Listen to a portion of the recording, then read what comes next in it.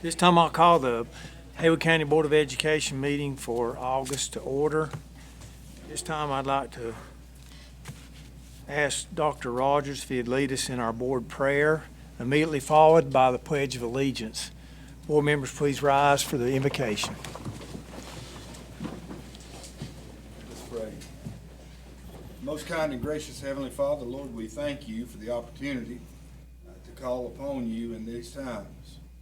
Lord, we know that you love us. We know that you care about us. And God, we just lift our school system up to you and ask, God, that you hold them close in your hands. Lord, we pray for the faculty and the staff as we begin a new school year. Lord, we ask that you guide us in the decisions that we make here tonight. Lord, use these decisions not only to your glory, but to the greatest good of this community. Lord, we'll thank you and we'll praise you in all that we do. And we do it in the name that's above every name. Amen. Amen. I pledge allegiance to the flag of the United States of America and to the republic for which it stands, one nation, under God, indivisible, with liberty and justice for all. You may be seated.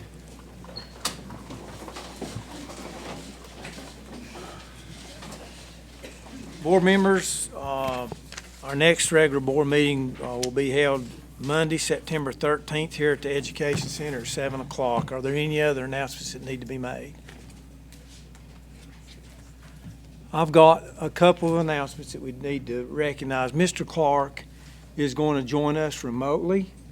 Mr. Rogers is with his wife, who is in tough shape. So remember Jimmy's wife, Imogene, in your prayers, and Jimmy, his caretaker of Imogene.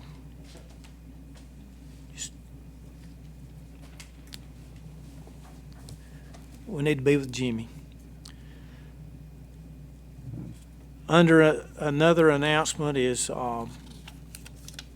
condolences, Pat, to your son-in-law, recent, John Jorstad. What a great individual, and what a wonderful tribute the other night, or the other afternoon, down at Pisgah Memorial Stadium that you and Zeb and Mr. Nations did. Dr. Nations. Very good. But we will remember you and your family and let Anna know that we're thinking about her as well. Thank you. Are there any other announcements? Under agenda adjustments, I know that we need to add Miss Jenny Wood. We got a calendar issue that we need to take care of, and let's do that after the public comments. What's that number? Is it not on number 16, Mr. Chairman? 16. Is it under number 16? Okay. Okay, 16A. All right. And I know that the building grounds had one issue. Is that correct, Dr. Rogers? We'll add it at the same place down there, 16B.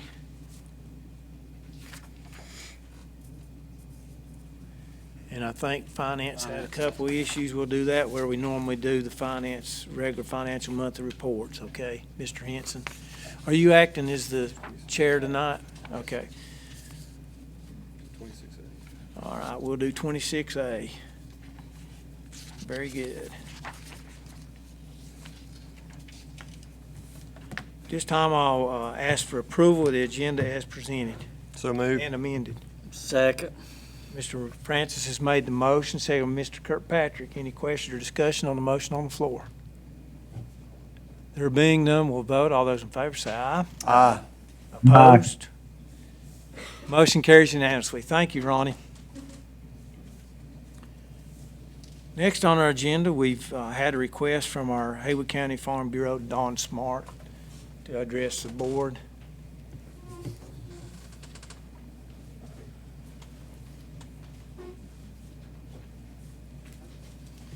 And I believe he's got Mr. Terry Rogers with him tonight.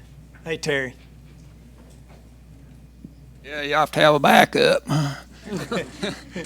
Mr. Chairman Francis and the school board of this county and Dr. Nody and your staff, I'm Don Smart, president of the Haywood County Farm Bureau, and we just wanted 2 or 3 minutes to come here and thank you all for giving Tuscola High School a working agriculture laboratory or farm. And when I graduated there 50 years ago, I thought, boy, wouldn't it be nice if we had a little farm here next to the school that we could bring animals on and really teach agriculture. And it's something that we worked on a little bit over the years, but due to having a 1-hour class and land not being close to the school, it just didn't prove out.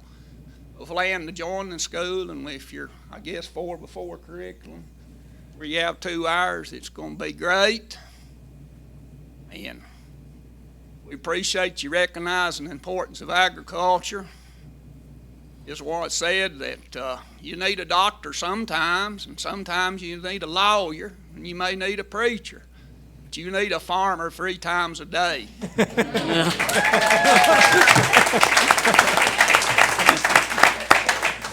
And I think people across this country is waking up and realizing how important agriculture is and how important it is for the young men and women that work in the field. With this lab at Tuscola, I know most of the kids will go through it, probably will never work in agriculture. At least they'll have some knowledge of what agriculture is, what's involved. And a lot of kids in this county never get to see a cow or a hog or a chicken or handle them. This will give them an opportunity. And it'll give the biology classes at the school a chance to work at that. I'd like to personally thank Dr. Nody. I came here 2 years ago. We was going to lose our teachers. We're retiring in ag, and I wanted to know if we're going to get them replaced. Dr. Nody told me, yes, Don, we'll get you 2 ag teachers. And he did. Yeah. And I appreciate somebody that keeps their word, and I can take it to the bank. And Dr. Nody's been a great access for us in this county. Thank you. Thank you. So I'd like to thank Dr. Nody, Assistant Superintendent, their staff, the school board, and especially the teachers and the principal at Tuscola that put time in to get this going. And the agriculture community of West Haywood's excited, and we're going to support this. And the teachers are doing an excellent job. I attended their banquet this year for the ag students, and it was excellent. They honored those kids well, and they gave them awards that you'd be proud to take home. Good deal. Doing a marvelous job. I told Sherman Holt if he pulled this off, he'd be the greatest hero that's ever come off there. So I'm going to turn it over to Mr. Terry Rogers. He's got a long background in agriculture, and Terry's interested in youth, and a year ago he was inducted into the Western North Carolina Agriculture Hall of Fame, which is a great honor. And he's got an announcement for you folks tonight I think you'll like to hear. So Terry, it's all yours.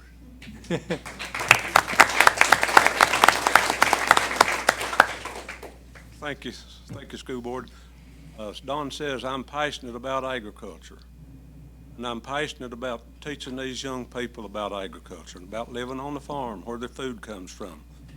But anyway, the announcement I've got to make, Farm Bureau's set aside $25,000 for this project. Wow. Hopefully,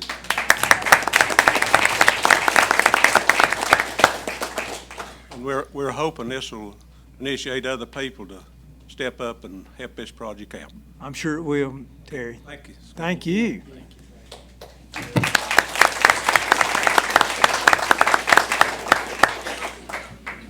Mr. Smart, be sure and let your board of directors and the membership of Farm Bureau know that we really appreciate the donation, a very generous donation. Thank you. Thank you all for working with us. Yes, sir. Appreciate it. All right. Thank you. Thank you. Next on our agenda, we have Miss Carol Fox.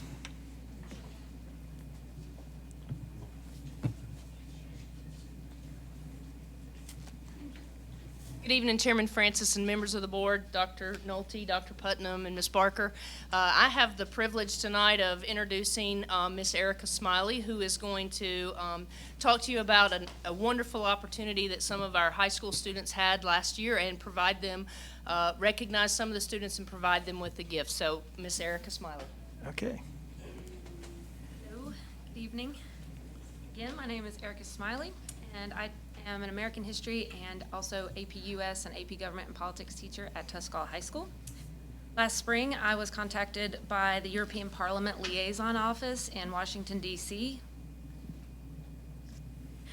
For an event that they host called Bridge the Pond. So this program connects high school students in the United States with students in another country in Europe. They've done it 2 other times before we were able to do it.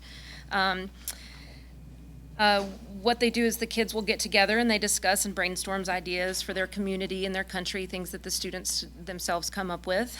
My AP students were connected with a class in Hisvetska Gymnasium, which is an upper secondary school in Gothenburg, Sweden.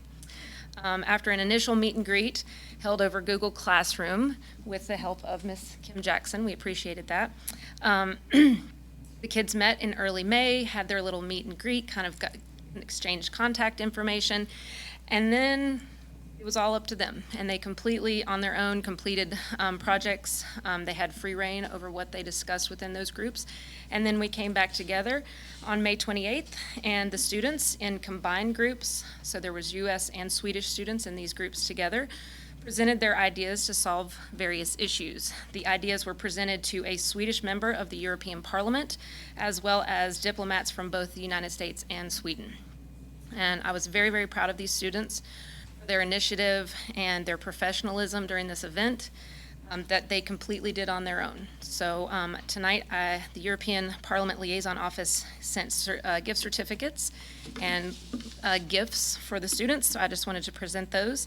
The the certificate says, with this certificate, we recognize the contribution of the participant in strengthening European Union and American relations thanks to their work, dedication, and commitment towards the transatlantic student community. So not all of the students are here, but I'm still going to read their name. So we had Phoebe Downs, she's not here today, Hayden Driver, Amanda Caroline McCall.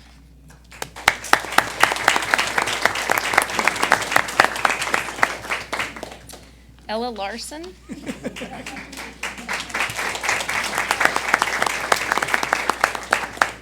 Jung-Ann Nguyen, Jacob Smith.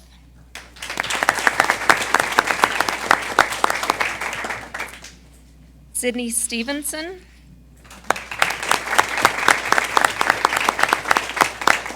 As well as Savannah Ziegler. So I just wanted to thank them and present them to you tonight. Thank you.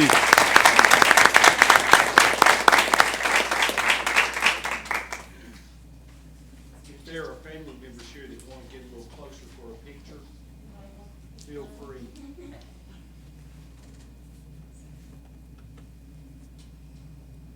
you so much.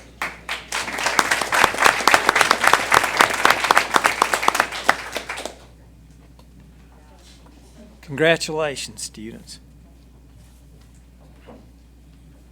Next, we have Dr. Putnam with some recognitions.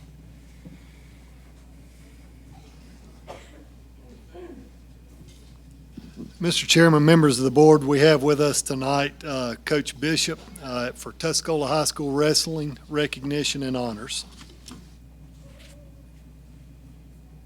Thank you, Dr. Putnam. Mr. Chairman and the board, I appreciate you all having me here. I'll keep this short and sweet. We've got wrestlers who are up there practicing with Coach Brookshire, so I imagine they're in an ice bath somewhere this evening. We did have 3 all-conference wrestlers that also made it to the state championship tournament this year, which is, after doing some research and talking with former coaches, as many as we've had in about 20 years there at Tuscola. So we're real proud of this team, and thankfully they're all juniors, so we're looking forward to some success next year as well. So Aiden Ball, Mason Baker, and Jaden Mintz are those 3 individuals who performed really well, and we just appreciate the opportunity to continue to support and help these boys grow as men, and thank you for your time this evening. That's all I got. Thank you.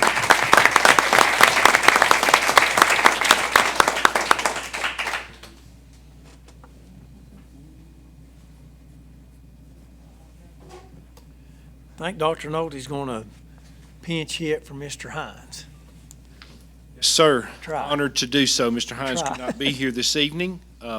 We wanted to, at the board meeting, talk to you all just a little bit about our National Board Accomplished District Award program that was in the media earlier, but we've not had a chance to talk about that during the meeting. This is a very significant accomplishment that we believe benefits our students and our employees who are able to be nationally board certified. You have a couple attachments to your agenda so you can see those things. There were 79 school districts in the country that were recognized with a high percentage of teachers who are nationally board certified. There is some research support that these folks do a better job with students. We really like the reflection piece where people do instruction and then they think about how they can make that better. There are 4 districts in the country that have just a little over 40% of their teachers nationally board certified. And there are 6 that have over 30% of their teachers nationally board certified. We're in that category of over 30%. The remaining 69 districts are between 20 and 30%. So it's very easy to say that in terms of national board certification, we're in the top 10 districts in the state. We're very, very proud of that work. That has been the work of our HR department. I want to introduce Joy Sawley, who coordinates that work for us, and she'll introduce a person or two. We may have one remoting in, and we have one present.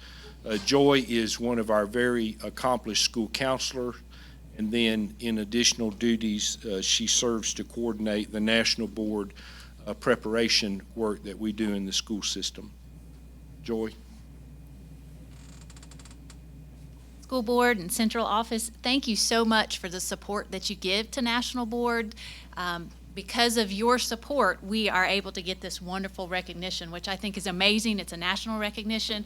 I think what's more amazing is that studies have shown that National Board teachers are able to get 1 to 2 more months of curriculum in than a non-National Board teacher. So this recognition is amazing, but what our teachers are doing in the classroom is really amazing. So I want to thank Mr. Hines, Central Office staff, and the school board for doing that. But the 2 ladies that are really behind this is Sandy Strawn and Lynn Carter may have called in. I'm not sure if she called in. Do we know? Are you there, Miss Carter? She may not have. She may not, but we will recognize her later. Definitely, definitely. These ladies do amazing. Our pass rate in our county is much higher than the national average because of these ladies. So thank you for allowing this, and thank you for your support to help continue to help our students in Haywood County be successful. Thank you. Thank you.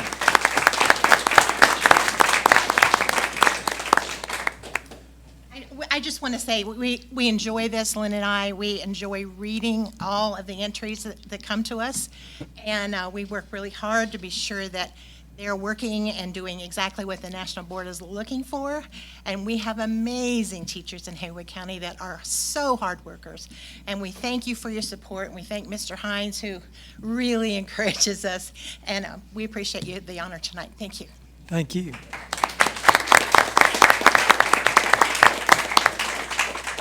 Quite an accomplishment. I'd just like to congratulate y'all for your hard work and getting those National Board certifications. Thank you.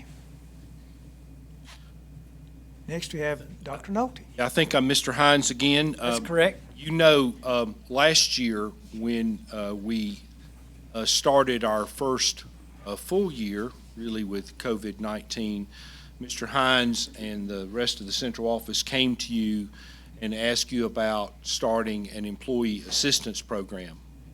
We are concerned about certainly the needs of our employees. It has been more stressful than ever, and we're just really proud of all of our people and everything that they have done since 2 marches ago. I'm not sure that's the best way to say that, but they have gone above and beyond instructionally, having our schools open 5 days a week, serving literally hundreds of thousands of meals to people, especially early on. And so you allowed us to start the employee assistance program. I know attached to the agenda is a flyer. We just wanted to let you know from last November until the end of June, we had 200 employees use the program for information or various services. And with your permission, I don't think you need to approve it because you've already done it, but with your permission, we will continue telling our employees about the Employee Assistance Program and encouraging them to use those resources. Yes, sir. Thank you. Thank you. Next, we have Dr. Putnam.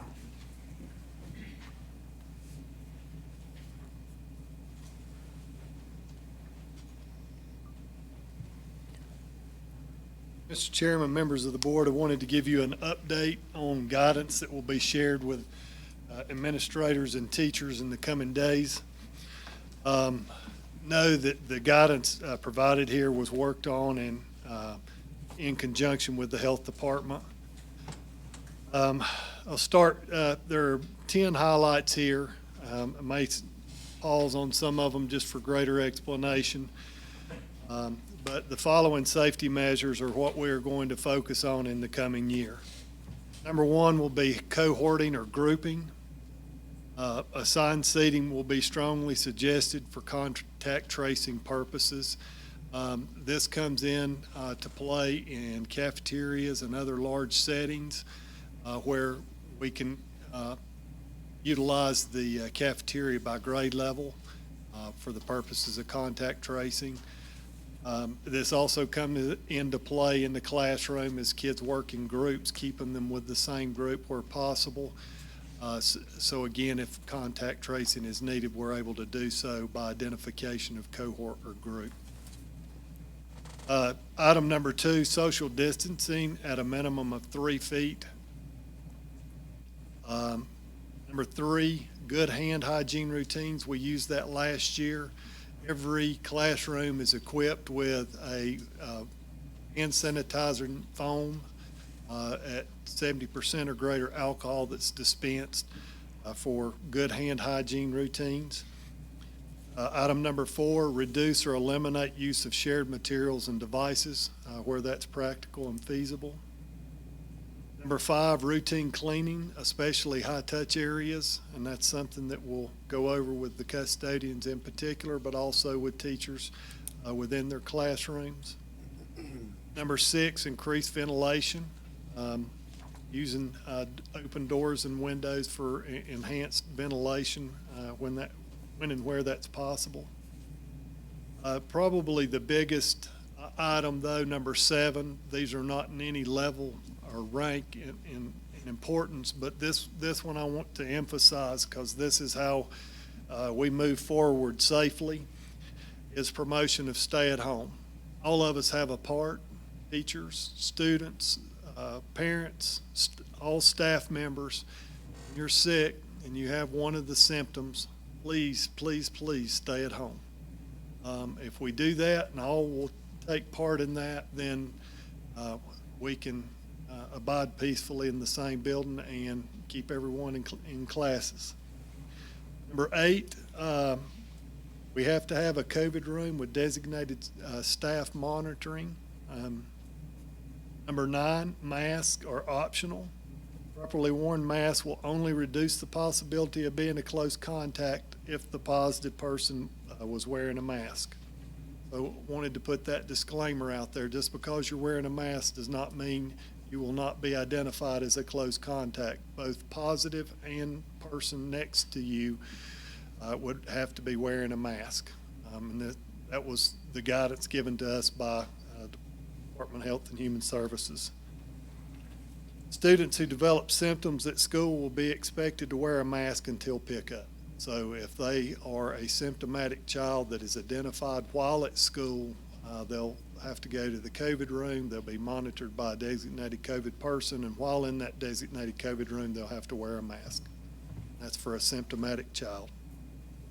And last but not least, item number 10, using the close contact definition. Just want to be sure everyone's clear on this.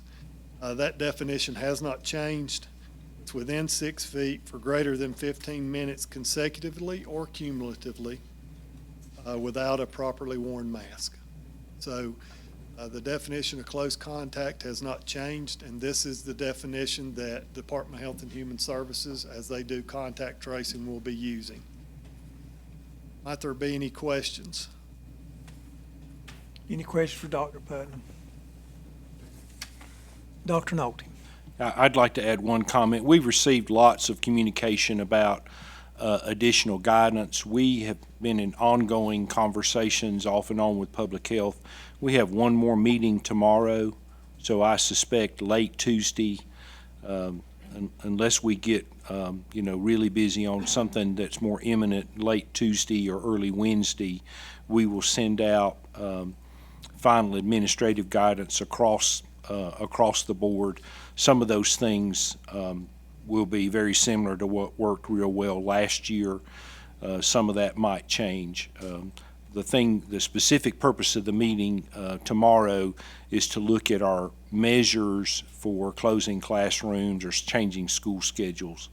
Last year we used uncontrolled spread on campus as one of the measures. We did not have to use that measure. We also used the inability to staff. We did close for 3 days right after New Year's to make sure we could staff after that winter surge. So just wanted everyone to know that administrative guidance will come probably late tomorrow or Wednesday. Okay. Any other questions or comments? Thank you, Dr. Putnam. Thank you.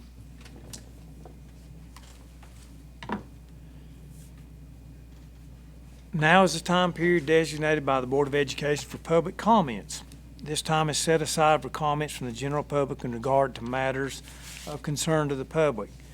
However, comments addressing specific students and/or personnel are prohibited due to confidentiality laws and regulations.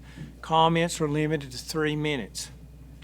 The board requests that all speakers adhere to the time limitation and prohibition against mentioning individual students and personnel. I would also ask that the audience refrain from any type of reaction, clapping or yelling or screaming. Let's be respectful of who's speaking. They've got 3 minutes, so let's not waste that time so we can hear what they have to say. And I just ask that we all be very civil in this discussion tonight. We've had quite a few sign up, so it's going to take a little bit of time, but we want to hear from each one of you. Normally we do 30 minutes. We're going to suspend that tonight and let everyone that signed up have a chance to speak. The board will not respond to questions. We're here to hear what you have to say. Next, first on our that has signed up is Natasha Bright from Canton. Did I say it right, Natasha? Okay. Hello, school board. Can you hear me? Yes, ma'am. Okay. My name's Natasha Bright, and I have a son in Bethel Elementary and a daughter in Bethel Middle. And just over the last few days, I've collected more than 500 signatures of parents, and I don't know who I give this to. If you'll give it to Ms. King, she'll make sure that we have a copy of it. Excellent. Thank you. And the petition is basically a simple message. We would just like you to listen to the county public health officials. They've been hired by the county to help inform your decisions regarding the public health of our children in our community. And they know what is best for this community. They see what's happening in the hospitals. They see what's happening in the in the offices. And they are requesting that you make masks universal. So I'm here to represent the people who couldn't be here. I've talked to teachers. I'm not going to name them. But, you know, teaching assistant, of elementary. I've got intensive intervention teacher. She's worried about her special education students. There's a speech pathologist, exceptional learning teacher. And then there's, you know, many, many parents who couldn't be here because they were immunocompromised or their children are immunocompromised and they're scared. I've heard so many times that they're just scared that, you know, that they're going to get sick or their children are going to get sick. And they're disappointed with your decision, and they hope that perhaps you will rethink things since, you know, it's a very fast-moving situation. And certainly lots has happened since the 27th when you voted. So there are messages in there. There's comments from all the people. You can read them. I also have some more in my email that I didn't get in time, so if I could forward them to you, please read them. And that is, that's all I've got. Thank you. Thank you, for Ms. listening. Bright. Next, we have Matthew Johnson from Waynesville.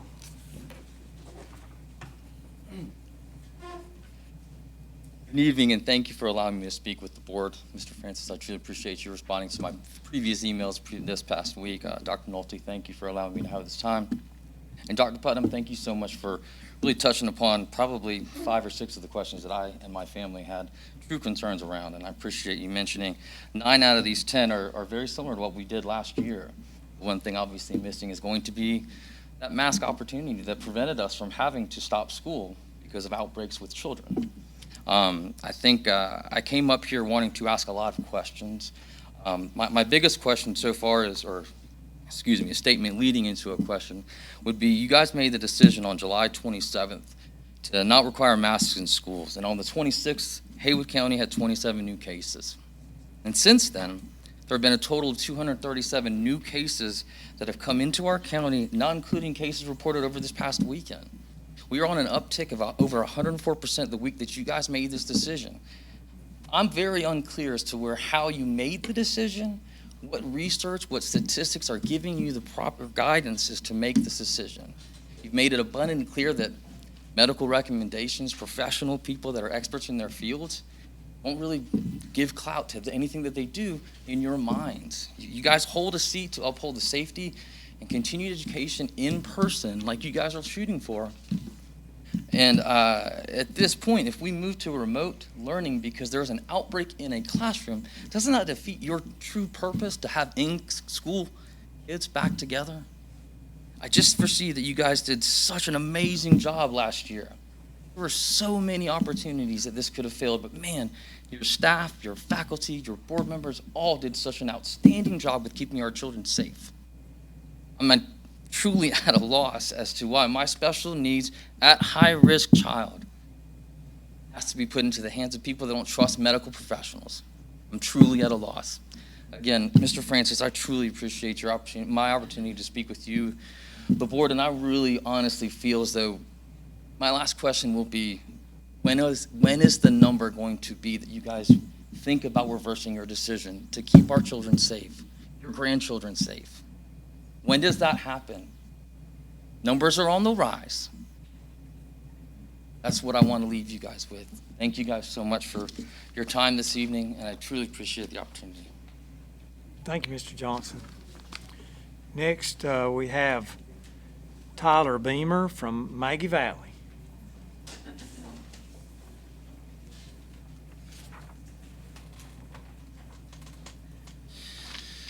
Hello, my name is Tyler Beamer, and I'm the father of a daughter who attends Jonathan Valley Elementary. I'm here tonight to raise an objection to the mask optional policy that was voted on in a special session last week. As a community, we should be doing everything we can to keep our children safe during this ongoing public health crisis. A COVID-19 vaccination is not available yet to children under the age of 12, and only half of the adults in Haywood County are vaccinated. In recent months, 97% of COVID hospitalizations occur among the unvaccinated.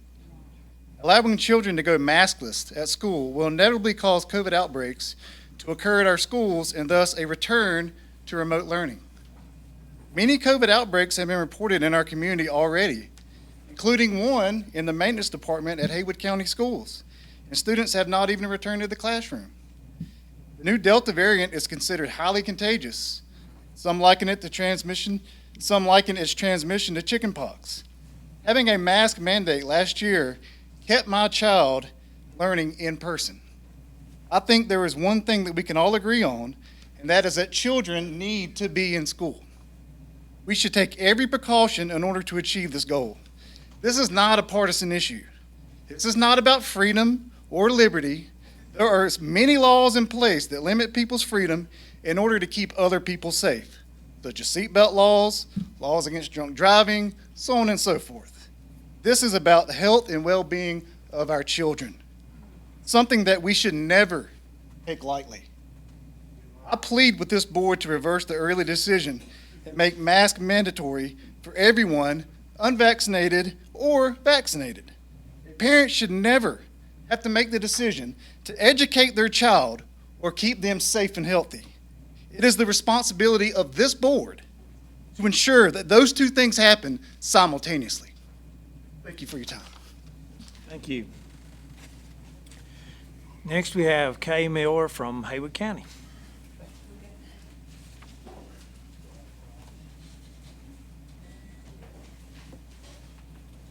Thank you for this opportunity. And thank you for standing for liberty. I know you're all getting hit hard over your decision to allow staff, parents, and children to choose whether or not to wear a mask at school. You made the right decision. Never underestimate the freedom and liberty that your decision represents to the majority of us. No government official or agency has the authority to suspend constitutional provisions, no matter how exigent the situation. In his essay on canon and feudal law from 1765, John Adams tells us why we must always take a stand for liberty. I quote, "Be it remembered, however, that liberty must at all hazards be supported. We have a right to it, derived from our Maker. But if we had not, our fathers have earned and bought it for us at the expense of their ease, their estates, their pleasure, and their blood. And liberty cannot be preserved without a general knowledge among the people, who have a right, from the frame of their nature, to knowledge, as their great Creator, who does nothing in vain, has given them understandings and a desire to know. But besides this, they have a right, an indisputable, unalienable, indefensible, divine right to that most dreaded and envied kind of knowledge, I mean of the characters and conducts of the rulers. Consequences of mandating masks and other compliance and control efforts only chip away at liberty and weaken our republic. Fear is a powerful tool that's being used over and over again to keep people in check. Liberty is in peril. All the while we are being led to believe it's all about public health and the greater good. That last phrase, gentlemen, is what socialists and communists say. There's ample evidence to contradict what health department officials and medical advisors are telling about the usefulness of mask wearing. Professionals in microbiology and immunology understand that good immune systems are what keep us healthy. Wearing masks further weakens our immune systems. Virtually all the truth on mask wearing, the Wuhan virus, the experimental vaccine, has been scrubbed from major news outlets on the internet. Thousands of doctors and medical staff who dare speak against the CDC or government bureaucrats have been fully censored. Even inexpensive drugs that have been on the list of essential drugs for decades have been kept from doctors who want to prescribe them, and people have died because of it. As a nation, we're being played. From Edmund Burke, I also quote, this is 1784, "The people never give up their liberties, but under some delusion," end quote. Continue to trust parents and guardians to make decisions in the best interest of their children. Some will choose to mask, some will not, and that's fine. Thank you.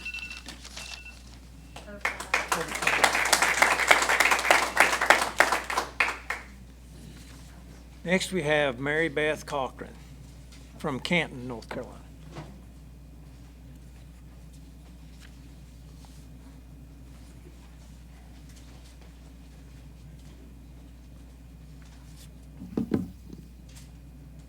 Hello, my name is Mary Beth Cochran, and I'm raising grandkids in the Bethel School District. Statistics show that I'm more likely to be struck by lightning than get COVID, so please excuse if it happens right now. First off, I want to thank the board for listening to the parents that showed up last week for this meeting on the masks. Second, I want to thank y'all for making the masks optional and allowing the parents, guardians to decide for their own families' well-beings. We, the people, the residents of Haywood County, North Carolina, we have been afforded life, liberty, and the pursuit of happiness.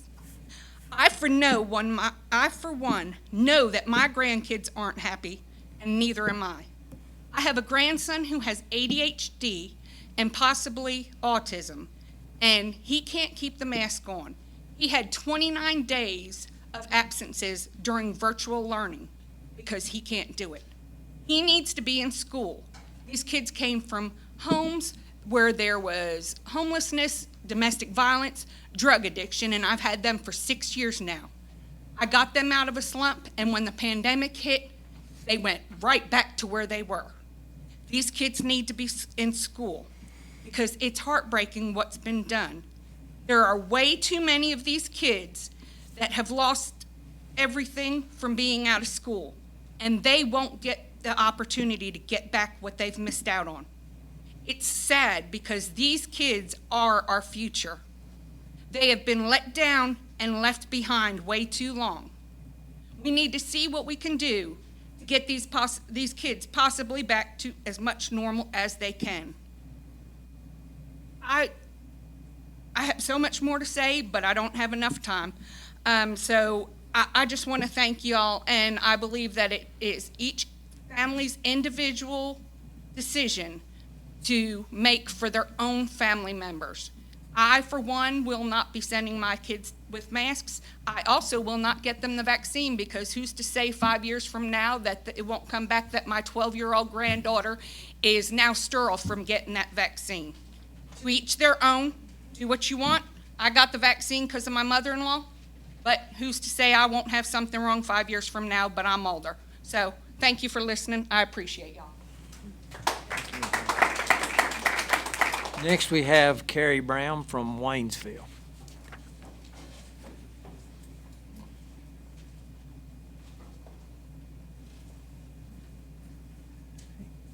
Guys. Hi. I'm a mom of 5. None of them are age to be vaccinated yet. 4 of them are in elementary school this year. And I really want to be excited about sending them, and I am. But the whole optional mask thing has really made the whole thing just not feel quite as exciting. I was so proud of y'all last year and how well the school was. And we have completely in common. We just want our kids in school. And I'm really nervous that, so what I want to address a little bit is the 14-day quarantine. Because from what I have understood, if you are a close contact, that you need to take a 14-day quarantine if you're in close contact. That would be the teachers, the students, or obviously too, if teachers have their children in school and they're close contact, and that teacher as well, being in contact with that child at home, would also be a close contact. That seems to me like a lot of possible 14-day quarantines. I don't want your child to go home for 14 days either. I don't want our classrooms to be shut down for 14 days. I don't want our schools to be shut down. I'm okay. I'm sending my children in masks, and I am okay that my kids might be the only people in their class in a mask. That doesn't bother me. I'm okay that not everyone's in agreement with me on that, and my kids are strong and confident, and they're going to go, and that's fine. But I just don't want them to have a really disruptive school year by constant closures. And, my 2 twins are in kindergarten. It's not going to be really fun when there are teachers having to quarantine or half their class is quarantining. I just want to address that a little bit. I'd like to really think about what those quarantines are going to look like. I also think it's fair for people sending their kids without a mask to really be aware that there's a real possibility their child is going home for 14 days. That's a long time to be out of school. We don't have a virtual option right now. So what are they doing for those 14 days? I agree that our kids should be in school. And I respectfully have a little difference of opinion, though, on teaching our children freedom. I do think school is a place that I'm really sending my kids, I'm expecting them to follow the rules. My kids do a lot of things in school they don't love. They don't necessarily love doing their homework. They hate taking naps in kindergarten. They cry over a lot of things when they come home that my girls don't want their hair braided. There's a lot of things we do that they don't like to do. So I understand that, but I also know that if it keeps our school year better, the rules are there for the overall good of the school and to make sure that education is the best as it can be. And if that means mask, then I'm okay with that. My other question, though, is there a compromise? Can we, when we're in these red zones, and I know maybe we don't all believe in the different zones, but if Health and Human Services says that the numbers are down and we're in green or yellow, I think a lot of us could agree that, taking the mask off would feel better for everybody. But when we're in red and orange, and I don't even mean for the health concerns, I just mean also, less likelihood that our schools will close because less cases in our county. So that's, sorry, I don't have all the time, but thank you for hearing me, and I just hope we have a really undisrupted school year. Thank you. Thank you, Ms. Brown. Next, we have Kristen and Karen Hammett from Waynesville.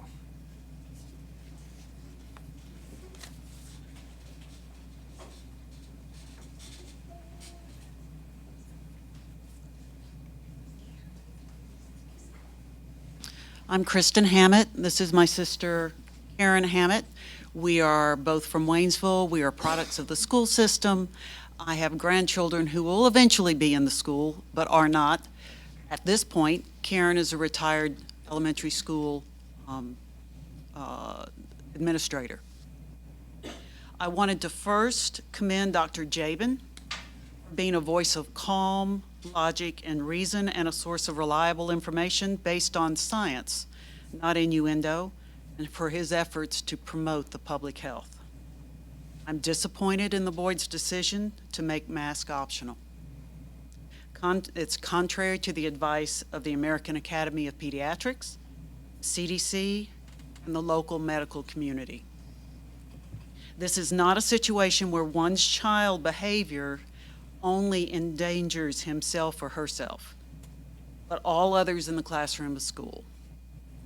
If a child or teacher tests positive, as Carrie just said, all will be quarantined if the classroom was unmasked. There was a person quoted who said to require a mask was an affront to our liberty. One's liberty to behave as one wants to stops when it endangers others.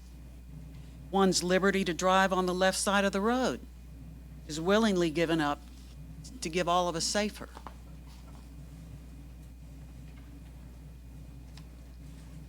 Masks have been shown to reduce transmission by stopping the moisture droplets that carry the virus from our nose and mouth outward to airspace to everyone around them. I've worn masks in my profession. I'm a veterinarian, not to protect myself, but to protect my patients when I'm in surgery. Requiring a mask on a child is not child abuse, as someone was quoted as saying in The Mountaineer. Knowingly allowing a child to be placed in harm's way is not liberty, it's negligence. When we found mold in Bethel Elementary, we as a school system addressed it to protect our kids. The risk of COVID to students and employees is much greater. Why on earth are we not taking the simple step of masking during a pandemic? Mr. Chairman, Board, I see a group of tired individuals because you've had a very unusual year and a half. You've had to make decisions you didn't ever expect to have to make in this past year, and you're still on spot. I see your job, responsibility, as making the best decisions for our children. Educationally, we trust you to make those. So I'm speaking from an educational view. You take all the data, you take all the input, make the best educational decision for our children. Thank you. Thank you. Next, we have Robert Stokely from Waynesville.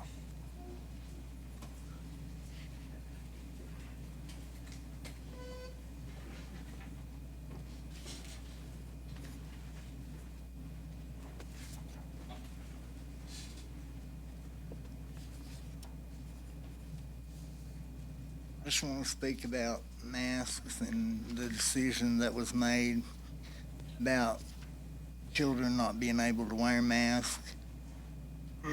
Since this last Friday, 15,801 new cases of COVID-19 were reported in North Carolina and 23 more deaths, for a total of 1,086,938 total positive cases just in North Carolina since this pandemic began. My mother passed away last April at 52 years old from COVID-19. Her underlying health condition was rheumatoid arthritis.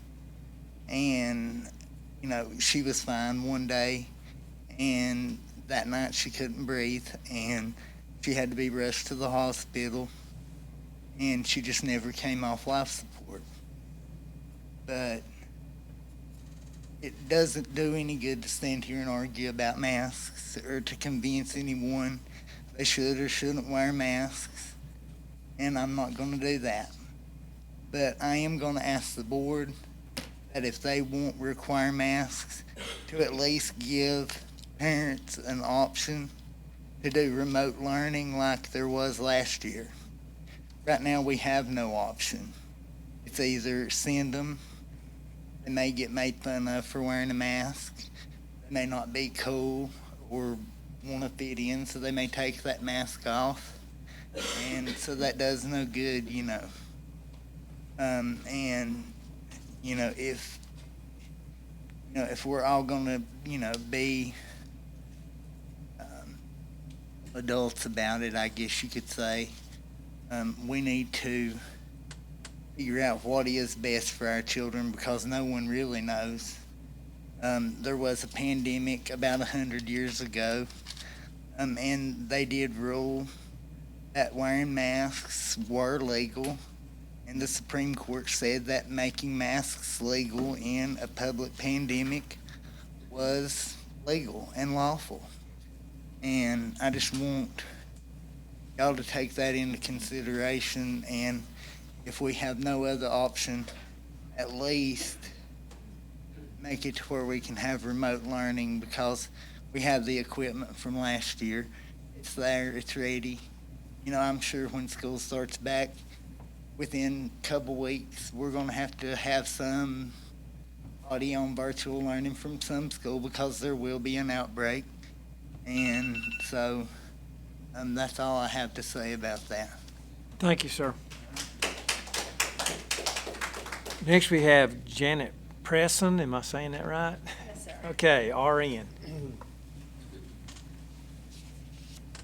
Good evening. I'm Janet Preston. I live here in Haywood County, and I've been an RN for over 25 years. I do want to just start out by saying that the recovery rate for COVID right now is about 99.7% for individuals under the age of 70, and it's about 95-96% for those over the age of 70. So it's not an automatic death sentence. A few weeks ago, you all made an excellent decision to honor parents' rights and responsibilities to make health care decisions for their children. If parents want their children to wear masks, they should do so, and if not, that decision must also be respected. Throughout the past year and a half, we've been told lies, half-truths, and inaccurate information about COVID from the media, the CDC, the World Health Organization, Dr. Fauci, many of our legislators, and our state and local health departments.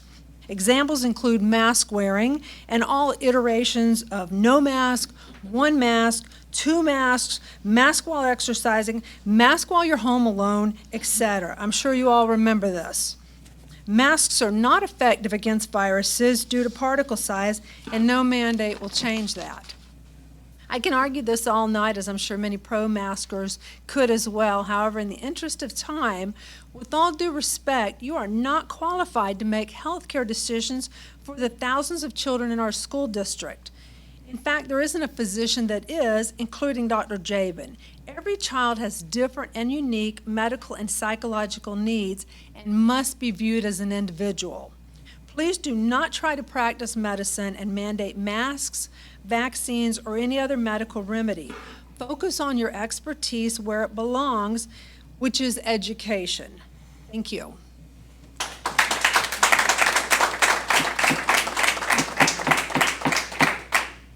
Next, we have, is it Sarah Martin? Have I got it right? From Canton.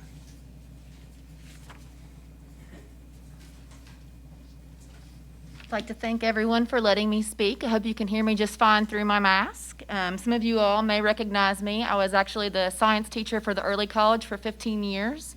I had to leave that job, unfortunately, due to health reasons, which is why I cannot remove my mask right now in a room full of unmasked people. I'm here to state facts, not opinions.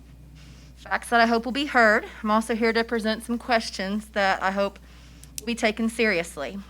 Currently, we have 237 cases of COVID in the county, not counting this weekend and today. They had not updated the numbers before I came here. So it will naturally be higher. We've been adding about 30 cases a day the past several weeks. Currently, there are no available COVID beds in the hospital in Asheville.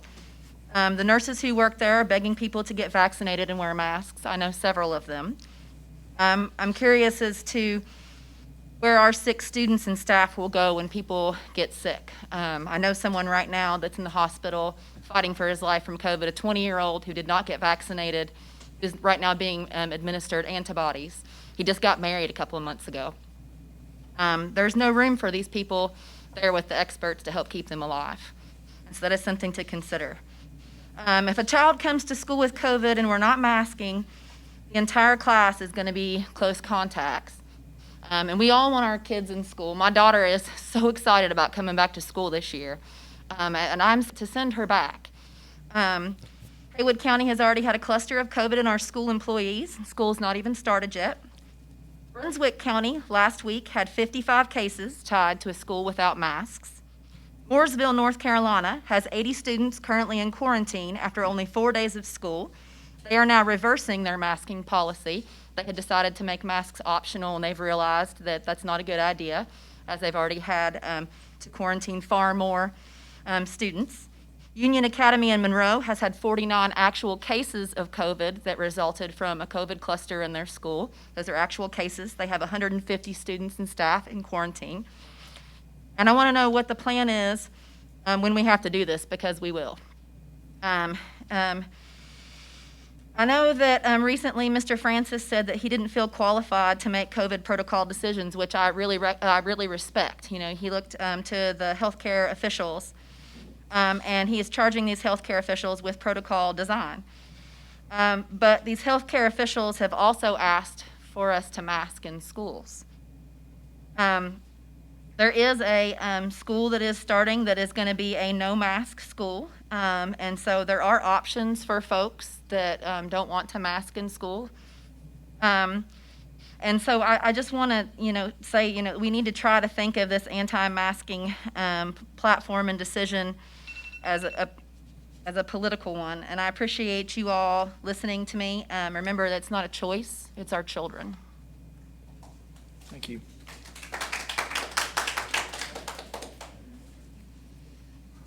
Next, we have Stephanie Bale from Bethel.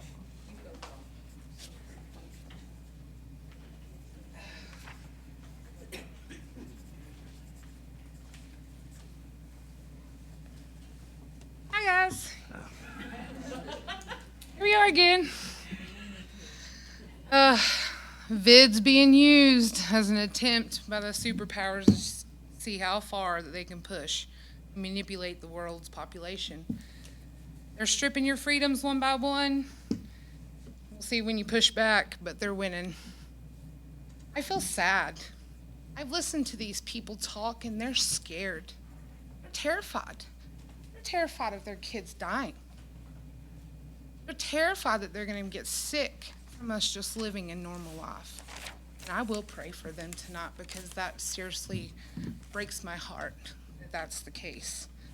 I'd like to know when the CDC will recommend closing the southern border. Amen. I'm not sure when anybody else voted for the CDC, but I didn't vote for them to make laws. But I'll tell you who does run their foundation.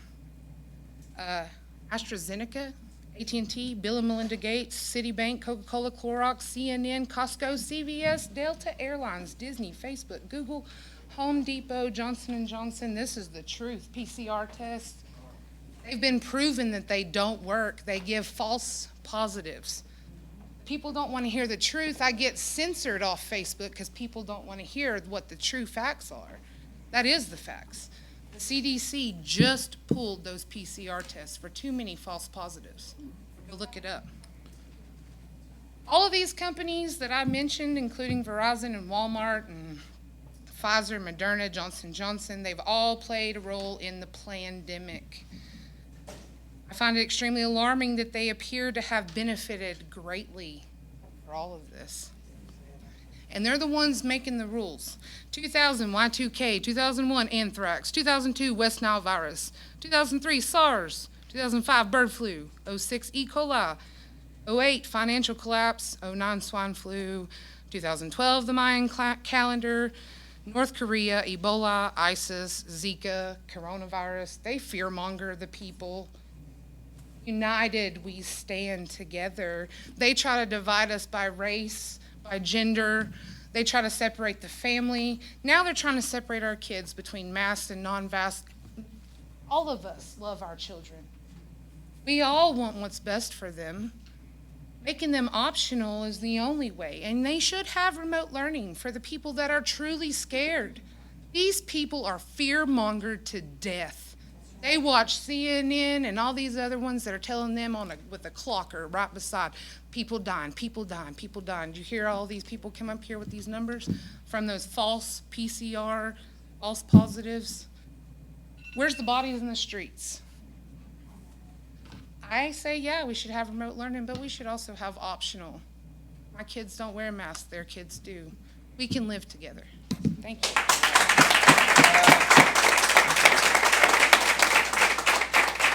Next, we have Edward Ned Martin from Clyde, North Carolina.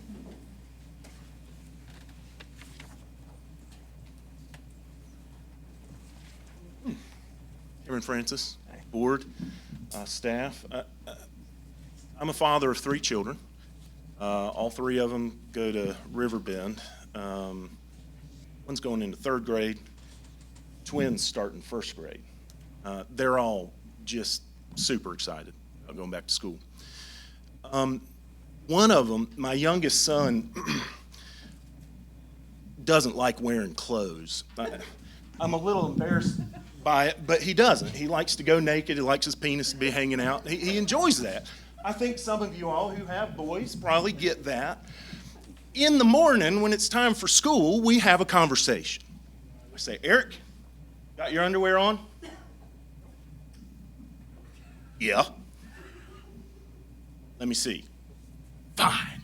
He goes back to his room and he puts his underwear on so he can go to school. Now, that's not an infringement upon my son's liberty. It's common decency. Now, frankly, him walking through the school naked would probably be less harmful than him walking through the school without a mask. And I mean, it's true. Is it? Yeah, it is. Gentleman has the floor. So here's the thing. If I tried to send Eric to school without his pants on, and nobody in this room would put up with that, not one person, including me, I wouldn't tolerate it. And I don't tolerate it in my house. But we get all up in arms because of a little flappy piece of cloth that can keep our children safe. Not just our children, but me. I happen to own a business here. If my children are close contact, guess what? I'm home for 2 weeks. Guess what happens to my business? It's closed for 2 weeks. Guess what happens to my customers that I serve? They don't get served. Okay? So I start to get concerned about that. Part of the definition that you all have said is that children have to be with 3 feet apart, right? But the close contact says if they're within 6 feet and without a mask. And the without a mask is the other kid. So if my kid's wearing a mask and the other kid isn't, then what that close contact's going to mean is my kid's home from school and I might be classified as a close contact as well, even though I made the decision to take care of my family and my children the way that I chose to. Okay? So I'm going to just respectfully ask you to reconsider your decision. You did a wonderful job last year. Honest to goodness, I don't know how you did it. You prevented outbreaks. My children were in the classroom with multiple kids who had COVID. Nobody got it. Why? Because the procedures were in place to keep them safe, to prevent the outbreaks from happening. I encourage you to go back and add the mask back in, okay? I appreciate your time. Thank you, And I'll sir. make sure my son's way in front of you. Next, we have Kathleen Snyder from Canton.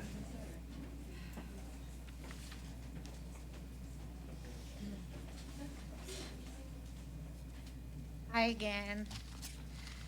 I'm Kathleen Snyder, here again on behalf of my boys over there. Hey guys.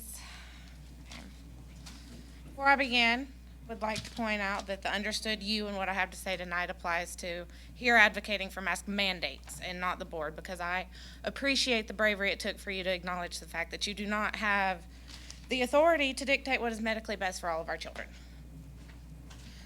Now, which one of you wants to tell me my children's names? Favorite color, age, and the last time they had a cold was? Okay. Well, since you don't even know that much about them, how dare you presume yourself in a position to dictate to me what I must do in regards to their health? How dare you insist, intimidate, and petition for others to mandate actions that will negatively affect the health of other people's children? How dare you scream science and ignore all of the actual proven data regarding experimental use of masks in general, but especially in children? There's doctors trying to talk to you.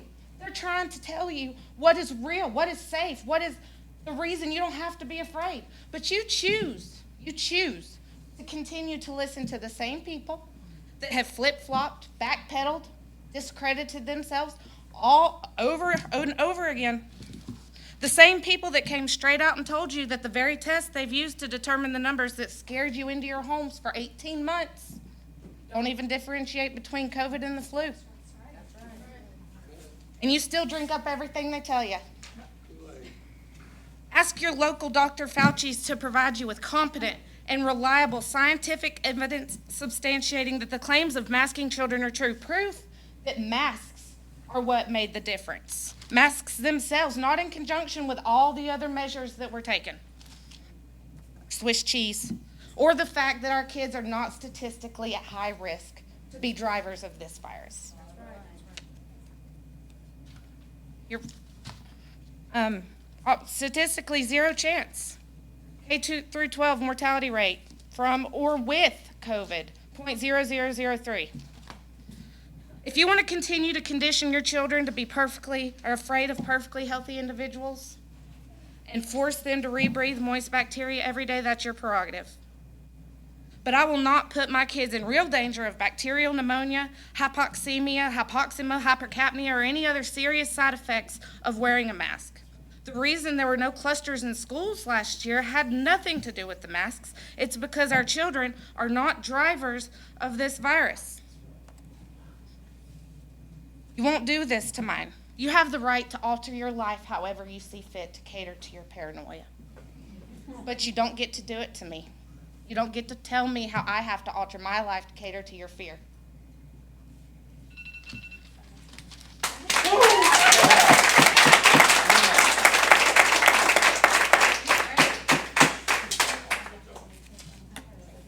Next, we have Myrna Campbell from Waynesville.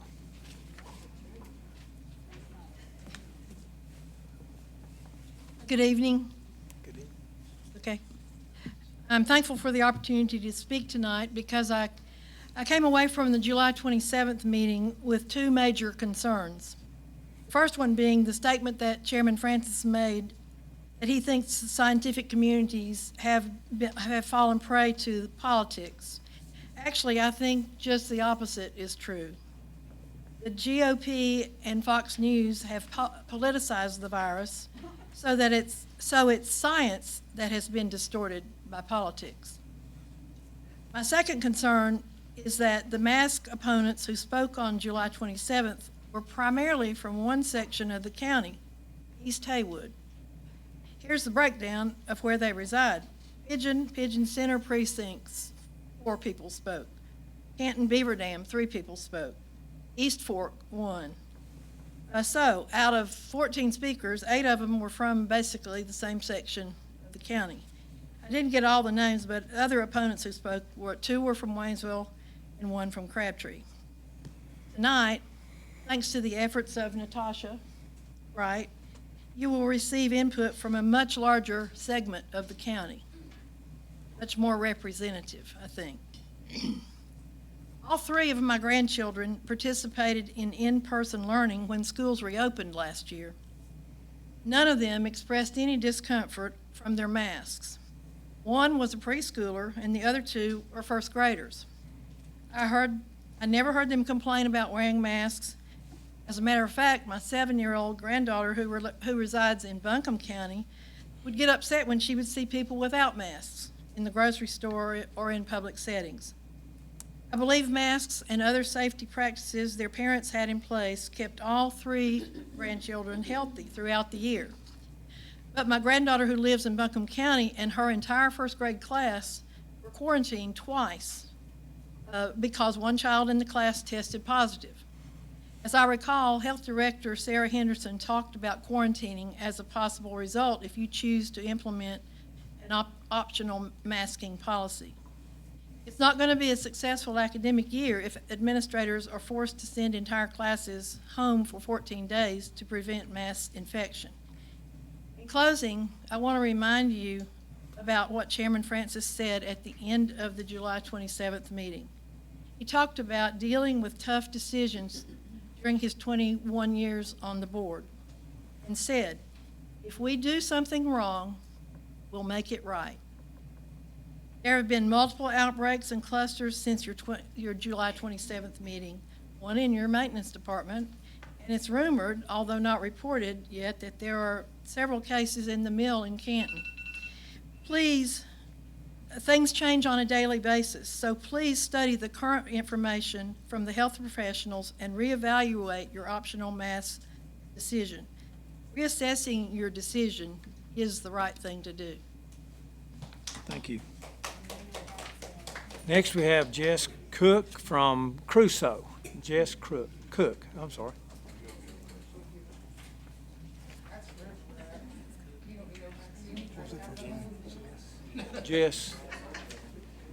Jess Cook.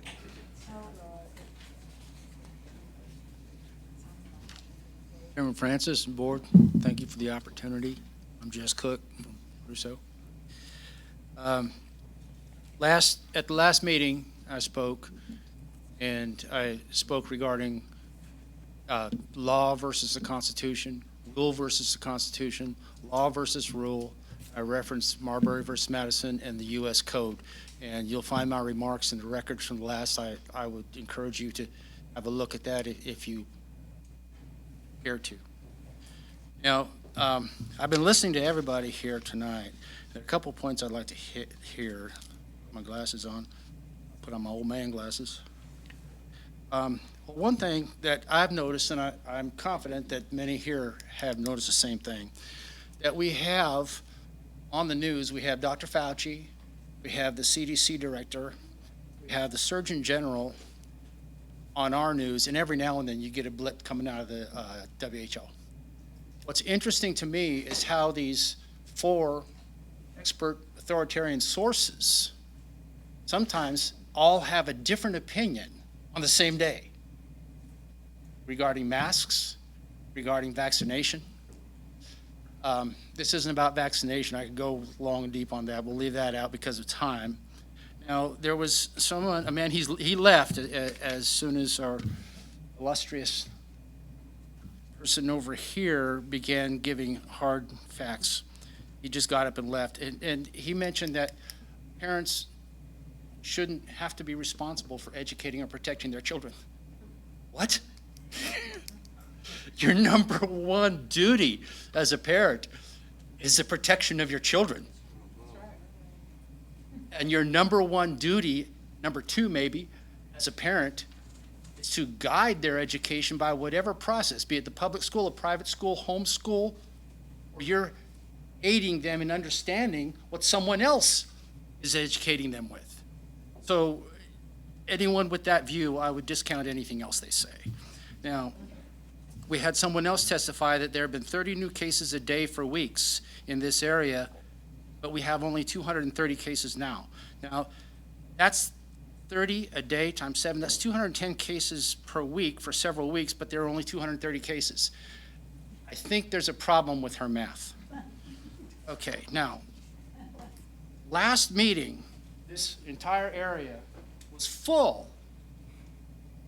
There was one parent, this lovely lady here, who spoke in favor of masks. No one else from the parents, the voters, spoke in favor of masks. Now, you got a bag full of notes over here from people who were afraid to show up or too lazy or whatever their reason was. You do not have them here. That's how much they care. Where were they last meeting? They were not here. That's how much they cared. So we have some activism going on. Now, okay, I've got a lot more, but I'm sure other people will cover it. Thank you, sir. Next, we have Billy Joe Hewitt. Did I say that right? You did. Clyde, North Carolina. Thank you all so much for giving me the opportunity to speak. I've been in this school system for many years now. Both of my boys, one of them's graduated, one of them's in early college, never had a vaccine since their birth. The healthiest two people you've ever met. I managed a health food store 25 years ago.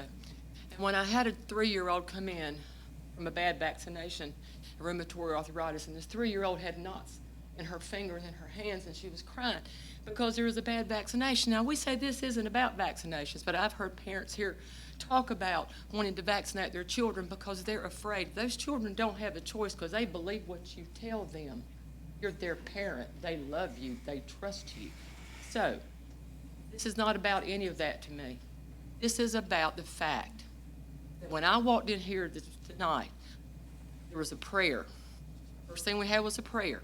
And then we had the meeting, the meetings that you had. You were asking someone to pray for Mr. Jimmy Rogers and his wife. Do you see the love in this community?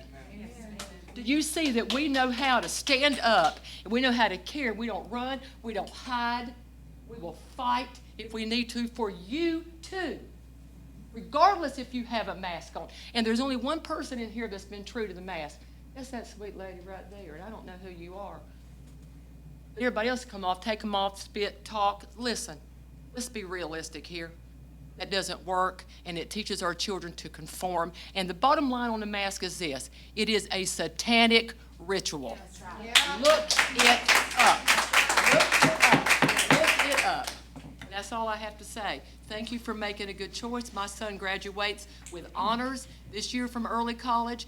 This school system has done good by my kids. I am 61 years old, and I can name several administrators in here who know me by name. And I don't show up here to be seen, because I don't show up unless I have something to say. And in the days past, both of my boys are hearing impaired. I had something to say, and I said it, and they heard me, and they were taken care of. There's only one thing, Dr. Nolte, we didn't get across, and that was that sign language that I wanted. Because I think everybody in this school system should have a right not to take Spanish, not to take French, and everybody, because not all kids take those languages very well. Do y'all agree? And that sign language would help us communicate with lots of people. And you can't communicate with a mask on. Thank you very much. And my son cannot hear you. He's hearing impaired, and he can't understand what you're saying if you're going. So, the other thing, one thing, since we are talking about masks, where are the statistics for how many children have been stolen because they had a mask on their face and nobody could figure out who they were and they were taken? Want safety for our children? It's your job as a parent. I would have loved to have raised my children, but it took 2 parents to get out there and take care and to feed and keep them covered. Let's do this again, people. Thank you so much. Thank you.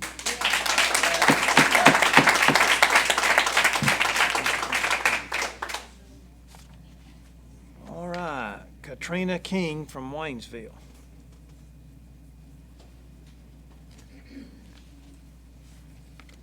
Hello guys, thank you for the opportunity to speak. I am also a nurse. I am an ICU nurse. My ICU is currently full of COVID. 100% of my beds are full of COVID. And I can tell you that the freedoms that they have right now while they are prone, paralyzed, sedated, and restrained to my beds are nothing. No freedoms when they are restrained, tied down to my bed, giving medical drugs to make sure that they do not move because their lungs are full of concrete. It's what it looks like on the x-ray images. I can tell you that even with all of these measures in place, These folks die at astronomical rates. Once you are on that ventilator, you have an 80% increase in mortality. I can also tell you that 100% of the folks in my ICU currently are unvaccinated. That is not the issue here. That is a whole different debate. I just wanted to let you know.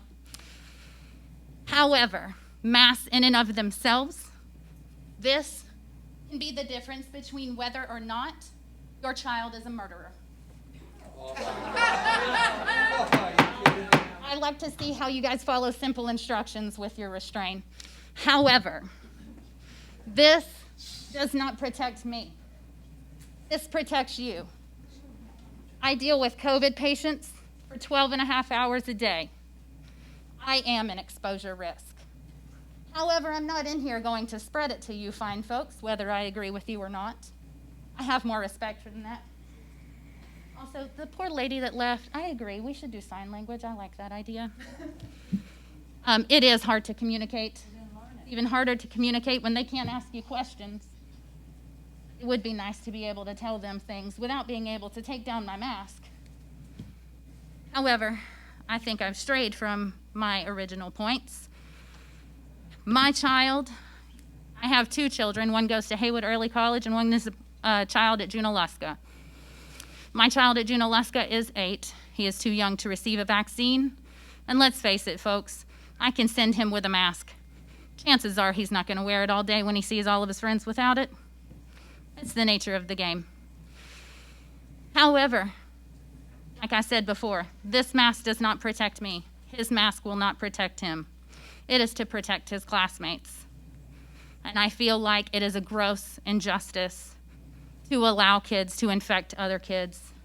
Even if that kid is doing everything that they should be, washing their hands and wearing their mask, they can still get infected because someone else is scared to death that this is somehow going to take away their liberties.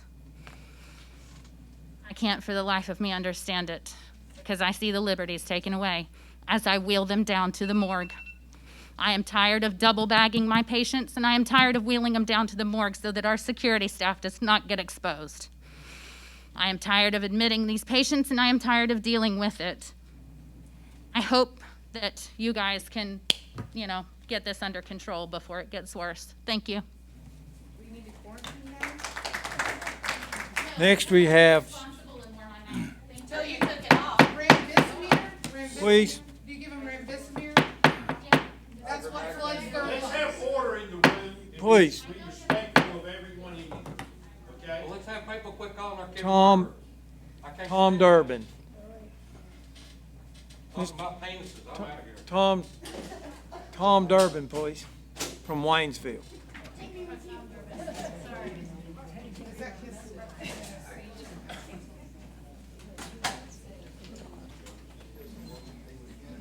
Hello, Board. Thank you for taking the time. I'm going to be very brief. I don't have a whole lot to add. I think everybody here has been very eloquent in kind of their perspective. I guess the only thing I would potentially add is that when we go back to what this country was founded on, this country was founded upon, we were created as a republic. We were founded with the intent that the majority should not make decisions for the minority. And so many of us disagree, but I think what I personally see happening in this country is that the voice of the majority is being echoed and the voice of the minority is being silenced.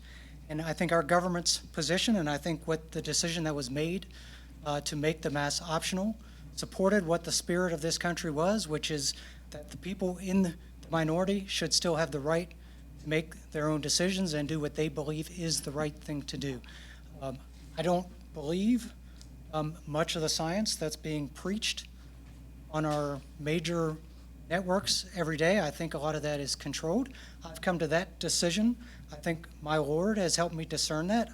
I tend to believe that we are in a spiritual battle. We are battling not just oppression on the earth here, but I think we're battling oppression in the spiritual realm at the same time. And to me, to be able to voice my minority opinion, to have a disagreement with somebody and do that respectfully, and still have the option to do what I have discerned is what is best for my family and for myself. That's what I am in support of, and I appreciate the decision you guys made, and I hope that that decision does not change. Thank you. Thank you. Okay, that was the last speaker that signed up tonight.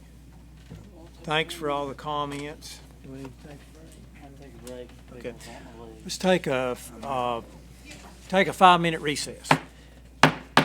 We're back in session. Just like to say I appreciate all the passionate words that are spoken tonight, and thank you for everyone that came to talk to us tonight. We kept it pretty well civil, and I appreciate that. Next on our agenda, board members, you've had an opportunity to look at the July 12th closed and regular session minutes, the July 27th closed and special call session minutes, the August 5th closed session minutes. I make a motion we approve the minutes as presented. We have a motion from Mr. Kirkpatrick. Do I hear a second? Second. Mr. Nesbitt. Any question or discussion on the motion on the floor? There being none, we'll vote. All those in favor say aye. Aye. Aye. Always remember there's a little bit of time delay, so. Thank you for seconding that, Mr. Clark, but I think I recognized Mr. Nesbitt before that, so. But hang in there, we'll get you. All right, next we have Ms. Barker.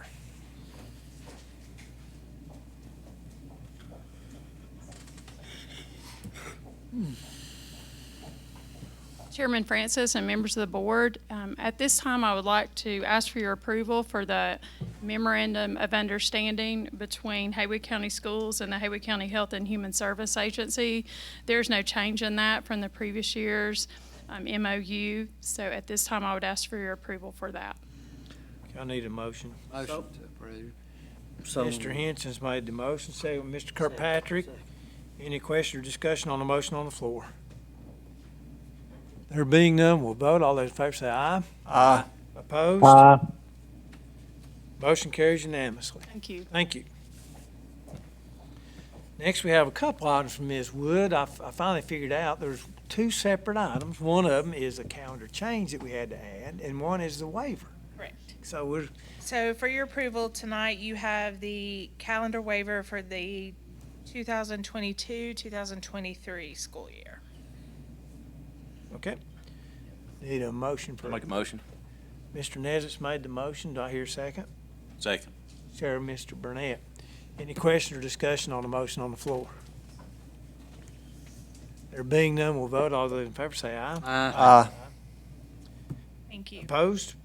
Motion carries unanimously. Thank you, Ms. Wood. Thank you, sorry. Oh, you got another one too, though. Yeah. Secondly, you have for your approval a calendar change to make the October 15th remote learning workday, to move it to October 19th and make the 15th a normal traditional school day. And so that will make the 18th a workday and then a remote learning workday on the 19th. Okay. Need a motion for approval.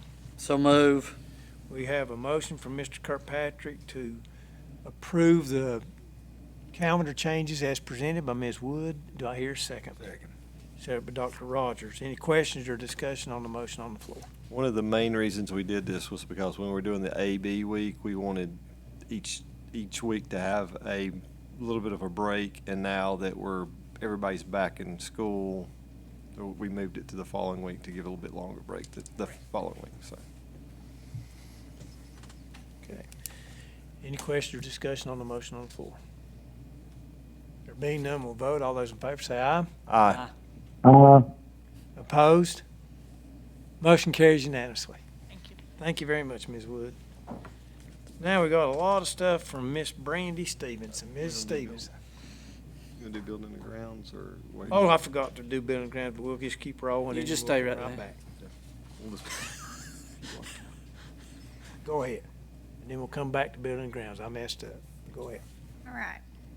Chairman Francis, members of the board, staff, and guests, tonight I have 6 contracts for us to look at for your approval. The first one is a contract with Bayada Home Health Care Company, and that is nursing services for an individual student that needs to bring their nurse to school with them during the school day for one-on-one nursing care.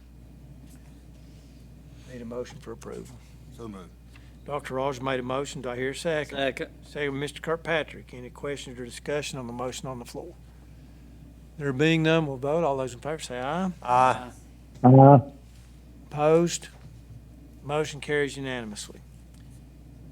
Okay, the next one I have is a contract with Blue Ridge Vision Services for orientation and mobility. And this is just, the name of the company has changed, but it's the same provider. He provides orientation and mobility services to our students with vision impairments. Okay, we need a motion for approval. So moved. Dr. Rogers made a motion. Do I hear a second? Second. Second, Mr. Kirkpatrick. Any questions or discussion on the motion on the floor? There being none, we'll vote. All those in favor say aye. Aye. Opposed? Motion carries unanimously. Okay, the next contract we have is with Dr. Michael Brown, and this, there's no money tied to this. This is just a contract for him to approve the Medicaid billing that we submit. So he does the final approval and looks at the students that we submit for Medicaid billing. Okay. Motion to approve.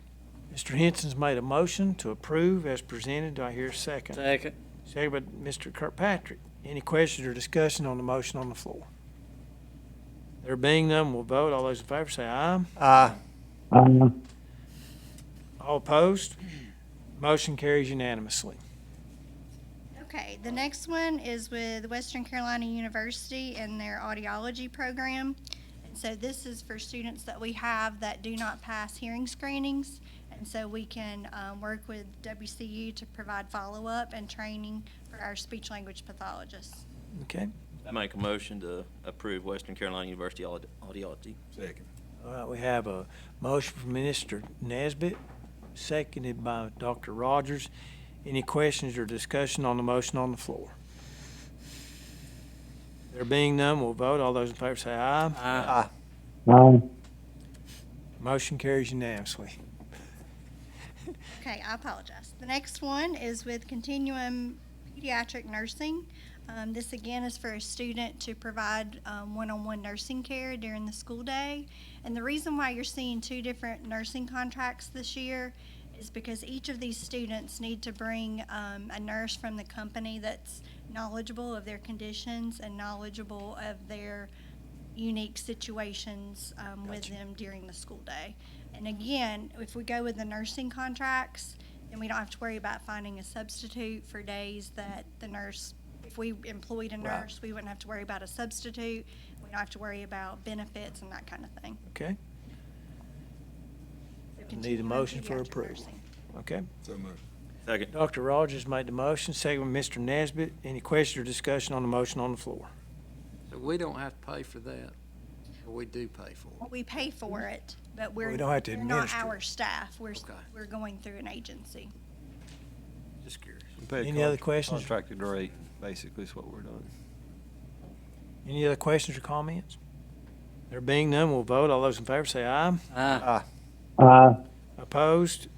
Motion carries unanimously.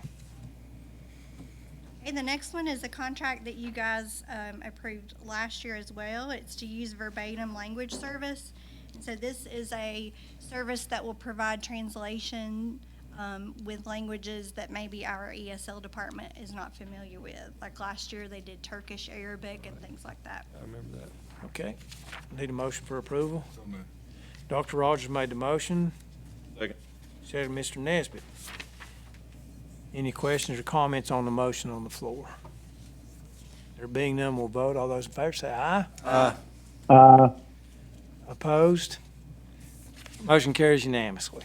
Thank you. Thank you, Ms. Stevenson. Ms. Thompson, hold up just one second. We forgot Dr. Rogers in Building and Grounds. That was my fault, so we're gonna call on him now to do what we need to do. Mr. Chairman, Building and Grounds brings to the board a motion to approve lottery application for the funding of an II classroom at Clyde Elementary that would not exceed $175,000. This is the playground for the Right. intentional intervention that we've discussed for quite some time. Learning. I'll make a second to that motion. Okay, we have a motion from Dr. Rogers, seconded by Mr. Kirkpatrick. Any questions or discussion on the motion on the floor? There being none, we'll vote. All those in favor say aye. Opposed? Motion carries unanimously. Anything else from Building and Grounds? No, sir, thank you very much. Thank you very much. Now, Ms. Thompson.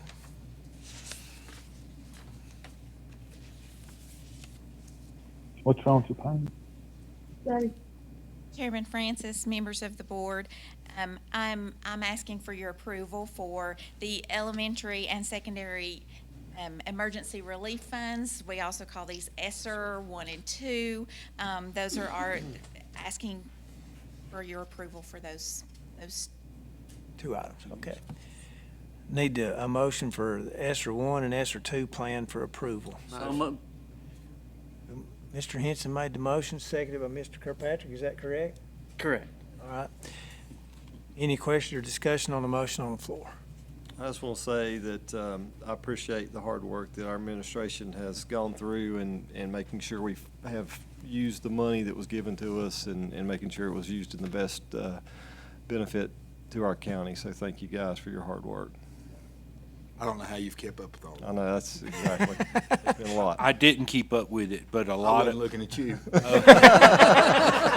a lot of people did that work, Dr. Rogers. Well, did we vote on that? No. Well, we better vote, hadn't we? There being no further discussion, all those in favor, please say aye. Aye. Opposed? Motion carries unanimously. Thank you, Ms. Thompson. And everyone that's doing the ESSER 1 and 2. A lot of work. It's a lot of work. Okay. Dr. Putnam. Mr. Chairman, members of the board, we have two policies before you for first read. Policy 3300, school calendar and time for learning, and policy 3460, graduation requirements. This will be tabled for 30 days. These will be tabled for 30 days as per our rules and regulations, policy. That's correct. That's correct. For second reading and approval, 1510/4200/7270, school safety. Policy 1710/4020/7230, discrimination and harassment prohibited by federal law. And policy 2440, policy review and evaluation, for your approval. Make a motion to approve the policies that was presented. Okay. We have a motion from Mr. Kirkpatrick. Do I hear a second? Second. Second by Dr. Rogers. Any question or discussion on the motion on the floor? There being none, we'll vote. All those in favor say aye. Aye. Opposed? Motion carries unanimously. Thank you, Mr. Chairman. One additional policy, this is policy 7305, Code of Professional Practice and Conduct for Employees, that Dr. Nolte brought to you in a work session, or actually the last board meeting. To approve this, you'd need to waive the 30 days if you wish to approve it at this time. What we need to do is I need a motion to suspend the rules. So move. Okay, we have Mr. Kirkpatrick's made a motion to suspend the rules of the 30 days, and I have a second from Dr. Rogers. Are there any questions or comments on what we're about to do? There being none, we'll vote. All those in favor say aye. Aye. Opposed? Motion carries unanimously. Now we can vote on the policy itself. I make a motion that we approve policy 7305 as presented by the policy committee. Okay, we have a motion from Mr. Kirkpatrick. Do I hear a second? Second. Second, Mr. Burnett. Any questions or comments on the motion on the floor? Not any public comment or anything on that particular No, sir. incident. Any other comments? I just like to say we're trying to get it into place before school starts. If we wait till next board meeting. I did have a couple of teachers call me, but I talked to Dr. Nolte on it, so we're all good. Very good. Any other comments, questions? There being none, we'll vote. All those in favor say aye. Aye. Opposed? Motion carries unanimously. Thank you. Thank you, Dr. Putnam. Next, we have Mr. Henson, I think, is going to sub for Mr. Clark tonight. We hope you get to feeling better, Ronnie. Thank you, sir. All right, Mr. Henson. Okay, the Finance Committee met earlier and went over all the monthly reports, and I make a motion that we approve the monthly financial reports. Everything looked good. Okay, we have a motion from Mr. Henson from the Finance Committee, second Mr. Nesbitt. Any questions or comments on the motion on the floor? There being none, we'll vote. All those in favor say aye. Aye. Aye. Opposed? Motion carries unanimously. We had one other item, I believe, or two more items. 3, 4. How many more? Finance is hard at work tonight. Keep it rolling. Next, we have a motion to approve the purchase of a new activity bus through a grant that we received. We're actually getting the bus for $1,374. Okay, we have a motion from Mr. Henson to purchase an activity bus for $1,300 with the grant monies included in that total. Yeah, the bus was more expensive, but that's what it's going to cost us, bottom line. Out of pocket, we're saying. The bus actually cost $102,000, but with the grant money, we're getting the grant of $100,929. That's correct. Now, do I hear a second? I'll second. Second, Mr. Francis. Any questions or further comments on the motion on the floor? There being none, we'll vote. All those in favor say aye. Aye. Aye. Opposed? Motion carries unanimously. And next, a motion to approve a 1% supplement increase for the headband directors in line with the 1% we done for the head coaches for full-time school employees. Okay. Second. We have a motion from Mr. Henson, second from Mr. Nesbitt. Any questions or discussion on the motion on the floor? There being none, we'll vote. All those in favor say aye. Aye. Aye. Opposed? Motion carries unanimously. One more. Motion to proceed hiring a half-time bus driver, recruiter, and facilitator. This position is pending final approval once presented but to the board. Correct. Once they find the person. Then we'll determine the dollars and cents. Correct. Okay. Correct. We have a motion from Mr. Henson. Do I hear a second? Second. Second by Mr. Burnett. Sorry, Ronnie, you got beat just again. That lag got you. Any questions or comments on the motion on the floor? There being none, we'll vote. All those in favor say aye. Aye. Aye. Opposed? Motion carries unanimously. Is that all you got, Mr. Henson? That's it from the finance. Very good. Very good. Next, we have Dr. Nolte for a couple of very important items. Thank you, Mr. Chairman, members of the board, staff, and guests. Board, I bring to you an extension of a contract that we have with Hurd, Eisenhower, and Lopes. As you know, we have been without a full-time finance person for about a year now. And these folks have provided invaluable consultative services. We know that Leanna will be out probably at least until Christmas. We would like to extend that contract. So we bring that to you for approval. Okay, at this time, I entertain a motion that we approve the contract as presented. So moved. Mr. Francis has made the motion. Do I hear a second? Second. Second by Dr. Rogers. Any question or discussion on the motion on the floor? Just like to say we hope that Leanna gets to feeling better soon. I miss her. And I know you guys have in the finance department. It's been tough. And thank God for all those that have stepped up. Really, truly. Any other questions or comments on the motion on the floor? If they're not, we'll be voting. All those in favor say aye. Aye. Aye.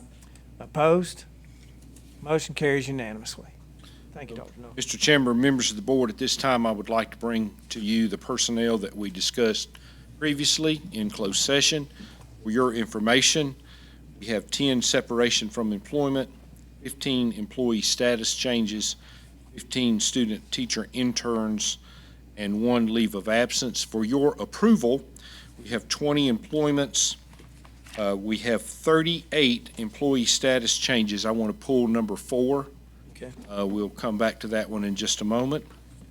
2 substitutes, 4 employee coaches, 10 non-employee coaches, 2 volunteer coaching services, and 1 contract. I hear a motion to approve of personnel. Motion. We have a motion from Mr. Henson. Do I hear a second? Second. Second with Dr. Rogers. Any questions or comments on the motion on the floor? There being none, we'll vote. All those in favor say aye. Aye. Opposed? Motion carries unanimously. And Board, I bring back to you the one we pulled, number 4. I think we had a request for that one to be pulled. Yes, sir. Mr. Nesbitt has requested to recuse himself from this vote, and the chairman will allow that since it is a family member, so you don't have to vote on this one, Mr. Nesbitt. I need a motion to approve number 4. I'll make a motion to approve number 4. Second. We have a motion from Mr. Francis, second from Mr. Kirkpatrick to approve number 4. Any questions or comments on the motion on the floor? There being none, we'll vote. All those in favor say aye. Aye. Aye. Opposed? Motion carries, what is it, 7 to, with 1 abstention? 6 to 1. 6 and 1. That's right, because Mr. Rogers is not here, excuse me. Thank 1 you. abstention is the way the record should read that. Thank you. All right, Thank you, Board. Thank you for your continued work. thank you very much. There being nothing else to come before the board stands adjourned.